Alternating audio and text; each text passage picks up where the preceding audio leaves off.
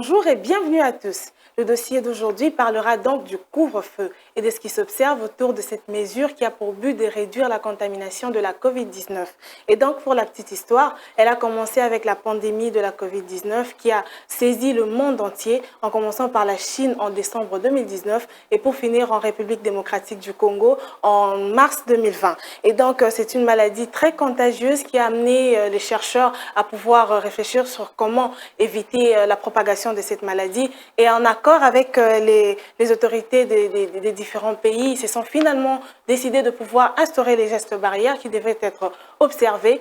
Et juste après, vu le niveau qui augmentait de la propagation de ce virus, le confinement devait être finalement obligatoire. Et après cela, il y a eu des confinements. Et ensuite, le couvre-feu a été imposé par les autorités de la ville afin de pouvoir limiter les rassemblements durant lesquels les mesures barrières sont de moins en moins appliquées et le virus circule plus facilement. Malheureusement, pour la capitale de la République démocratique du Congo, une drôle de façon de faire s'observe dans le respect de cette mesure qui a été imposée. Le dossier nous donne plus de détails. Voici à quoi ressemble le couvre-feu à l'extérieur du pays. Pas de passants, moins encore des véhicules, c'est un véritable silence de mort.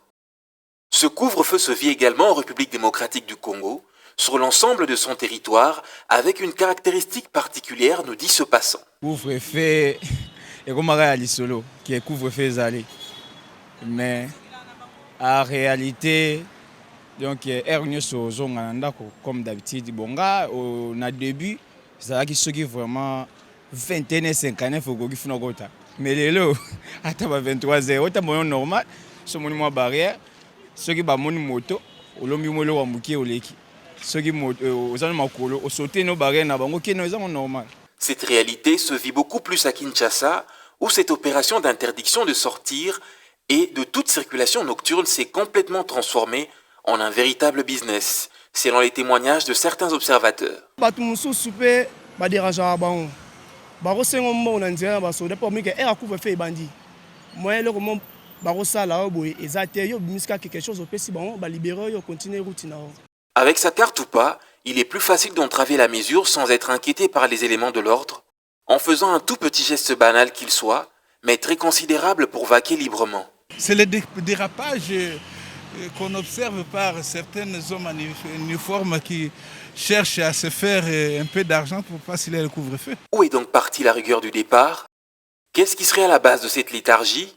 Comment expliquer ce laxisme qui s'observe quasiment devant toutes les barrières? Si je peux en parler, je pourrais dire que le Covid, ça a apporté une crise économique, ça a apporté beaucoup de choses. Autre chose de curieux et très bizarre, les arrestations et les interpellations qui se font dans la capitale s'orientent beaucoup plus vers les conducteurs de véhicules et les motocyclistes à qui l'on ne demande pas toujours les documents de contrôle ou autorisation de circulation, mais plutôt... Réalité, c'est encore pour la police.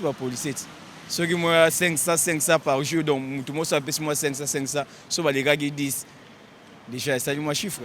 Selon plusieurs victimes, cette situation devrait interpeller les autorités, surtout le service de l'ordre, qui doit veiller à la quiétude et aux aises de la population.